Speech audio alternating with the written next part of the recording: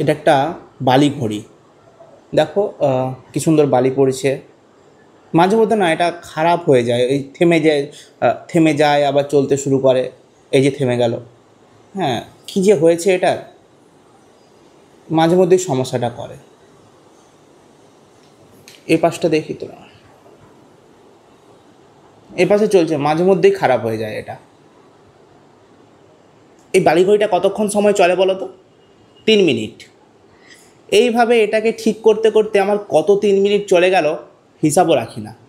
সেরকম আমাদেরও হাতে না একটা মোবাইল থাকে, এখানে একটা ঘড়িও থাকে। আমরা দেখতে পাই কটা বাজছে, কতক্ষণ সময় আমরা মোবাইলটা ঘাঁটছি, কিন্তু ওই দিকে আমরা ধ্যান দেই না। আমরা কি করতে থাকি না, মোবাইলটা ক্রমশ ঘাঁটতেই থাকি।